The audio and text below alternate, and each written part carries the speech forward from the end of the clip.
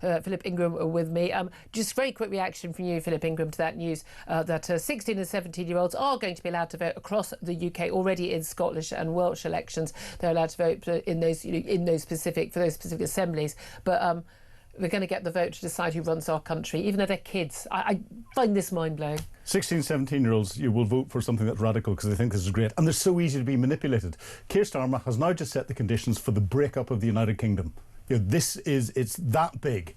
We will see the United Kingdom falling apart under this government if that happens. Because the main thing is that young people don't vote very often. Well, the reason why loads of policies are geared towards like the grey vote is because they turn out and vote in their droves. Yes, and young people don't. What you'll find here is that there's going to be a massive campaign that is going to be run by manipulative little groups. Now include the teachers in this. Oh, teachers unions massively, exactly. Yeah. But to get the 16-year-olds out going and saying you're going to do your first vote. Yeah. In Scotland and Wales, you get a larger percentage of the 16-year-olds and 17-year-olds voting for Plaid Cymru and SNP and the more radical parties. He's just destroyed. Oh God, they're all going to vote Green, aren't they? Good Lord. Yeah. Well, that's what Philip thinks. Love to know what you think. 0344 499 1000. Let's find out what Trevor Kavanagh, the former political editor of The Sun, thinks. Trevor, thank you very much indeed for joining us. Good morning, Julia. I obviously was planning to start with Afghanistan, but that breaking news in the last 5-10 minutes, 16 and 17-year-olds going to be allowed to vote in UK-wide elections. What do you make of that decision? Well, I agree with your previous speaker there. I think it is the beginning of the end of the breakup of Britain as we know it. But frankly, it's been underway for some time. It's been accelerated by the first year of the Labour government. But we are not living in the Britain that we were living in even only 5 years ago or 7 or 10 years ago.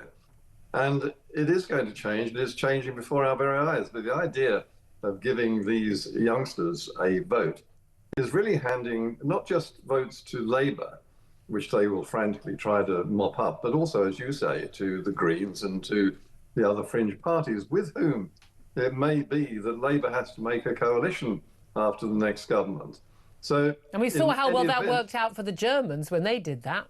Exactly. Coalitions are the tails that wag the dog, and they never get to a disciplined government. But that's the future, I fear, under Labour. But the thing is that it's all anti-Tory. Everything that's being done at the moment is to stop the Tories ever regaining power, or rather, not just the Tories, of course, the right wing, which is now led by Reform. Well, that's the interesting thing, although actually there's quite a lot of evidence, and this is the case across mainland Europe as well, that actually support for reform is very strong among young people, something like 30 or 40% in some polls. And I think some teachers have been obviously absolutely horrified and probably blamed it all on Andrew Tate, as they do everything. That actually they may live to regret this, Labour. Well, I think so, because I've got grandchildren who are between 16 and 22, and their views are remarkably right-wing, unprompted by me, which you might find interesting in itself. So that could backfire. I mean, these are kids with thoughts and views. They're fairly well-educated, and I think those who are less well-educated and perhaps with less defined views are not going to vote anyway. These are probably half of them will not use the mandate that they will have. Yeah. Well, we're often told, aren't we, we need to get more young people to vote. Well, yeah, let's get the 18-year-olds to vote rather than making it low. I just think the argument is really, really simple. They're kids. So they can't vote. They're below the age of full criminal responsibility. They're not allowed to buy. We don't trust them to buy a pint, but they should be allowed to choose who runs this country, our tax rate, how the NHS is run, who should be the Prime Minister, which wars we should go and join. I mean, it's a nonsense. It's an absolute nonsense. It is a nonsense. And if you were to speak to any of the 16, 17, and even 18 and 19-year-olds, many of them have no idea who they would vote for if they were given a chance. I mean, the responses are sort of duh. They do not have any fixed views about politicians or No, but I don't even care about even the ones who do. Even the brightest 16-year-old who knows loads about politics, is really engaged. Brilliant. Have your say. But you don't get to vote till you're an adult. I don't think this is complicated. But listen, I wonder if things would change in terms of our government if we did have the vote earlier. I want to get on to Afghanistan. You were political editor for many, many years. When I first came into the House of Commons, you were political editor of The Sun. I've said this before. You counted them in, you counted them out. Are you shocked or surprised in any way about this Afghanistan data leak and the cover-up and the length of the cover-up and the likelihood of massive compensation on all the costs. Does any of that shock you? Frankly, Julia, I've lost the ability to be shocked anymore by what happens in national politics, whether it's under the Conservatives or under this shabby government, which pretends to have a political viewpoint, but wafts and wavers all over the place. They had an opportunity when they came into office, and indeed they were briefed before they came into office about all of this, the Afghan situation. They could have lifted that super injunction, which is an appalling attack on freedom of speech, freedom of the press, and indeed the right of the public to know vital information that affects them. And they did nothing from that very moment they won the election. So but come on, we've got most of the blame on no, Trevor. Most of the blame on this goes completely on the Conservative Party. Of course it does, but the fact is, it was continued. Yeah, absolutely. And certainly, again, if it was a few months while they were looking into it, fair enough. But we're talking about over a year. And let's face it, if the Labour Party had been in power when this had happened, they'd probably have done the same thing as the Tories have done. In terms of the compensation, what do you make of the idea that, again, so all these lawyers, at this Barings Law firm, Barings Law and at Lee Day, they apparently knew all about this. We know the Mail and the Times journalists knew about this. They were in court fighting against the super injunction. Seems like, well, the Taliban say they knew about it from 22 as well, before even the British government knew about it. Everyone knew about it, apart from MPs who could offer some scrutiny. Oh, and indeed, us poor taxpayers, who at one point were expected to pick up a bill for £7 billion. What do you make of the prospect of taxpayers having to fork out up to £1 billion, maybe even more, to compensate those who've been brought here because of that data breach?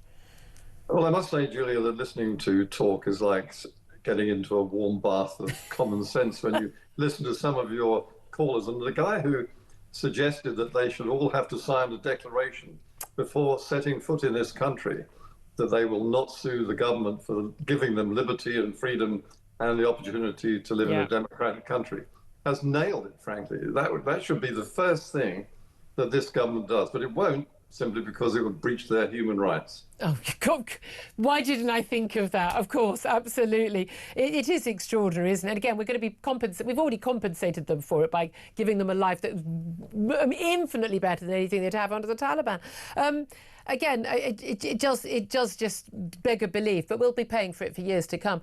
In terms of what the government itself has been doing, dealing with their own problems created by them, Keir Starmer has decided to take the whip away from 4 Labour MPs. One of them is Rachel Maskell, who led some of the rebels over the welfare reforms. Others 3, no one's heard of them. I mean, I'm going to guess Keir Starmer wouldn't recognise them if he stood in a lift with them either. But they've been suspended from the Labour Party for breaches of discipline, apparently repeated. So does this show that Keir Starmer and the Prime Minister is being strong and he's got control, or does this show his fundamental weakness?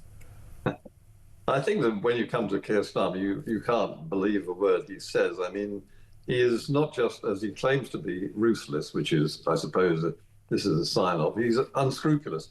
You were right a few moments ago when you said that he will probably reinstate that whip the moment that he needs their vote. So, this is just for showbiz. There is virtually no discipline that can be applied to this Labour government and its backbenchers because it is not a united party. It is broken up into small cults and subdivisions of ethnic and religious and socialist principles, which some people hold much dearer than holding power. So they're prepared to rebel. There'll be a lot more rebellions and a lot more, perhaps, of these not expulsions. You've got to make the point that these are not expulsions. No, it's suspensions. They're suspensions. I have to say, I think it's a bit rich for these MPs to apparently be all sort of upset about it. Rachel Maskell's been on the news saying, I don't know what I did wrong. It's like, you know the deal. If you vote against your government, you normally would get the whip suspended. He hasn't suspended everybody who voted against the government, even though he completely backtracked. So it says to me, this is a sign of weakness, not of strength. But just finally, there's no doubt a lot of criticism of Ed Miliband, the Energy Secretary, and his religious zealotry over net zero. Early in the week, he said that Tory MPs and Reform MPs who are opposed to net zero, climate deniers like myself, apparently, never denied there's a climate, that they are unpatriotic, and that he backed up a Met Office report that's saying that we're looking at extreme weather and how climate change is the biggest threat to the British way of life.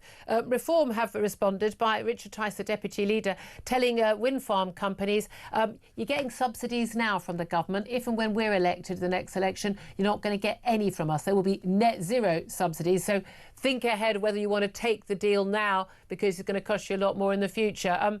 That's a fair, reasonable response, isn't it? Well, I think this shows that you do have a muscular Reform Party with ideas and views and even policies which will have an effect on the very things that, apart from immigration, worry the public most, and in fact cost the public most, with these huge energy bills which are imposed upon them without any redress. I mean, they're not something that they can appeal against. They're imposed from top down. And they're doing absolutely nothing to change the problems of climate change. Yeah. In this country, a few windmills are not going to make any difference whatsoever to the problems of hot weather. Exactly. Well, I know, but it's very difficult to have conversations involving facts because Ed Miliband gets upset, so we should stop doing that. Trevor Kavanagh, political editor, as was at The Sun. Always great to talk to you.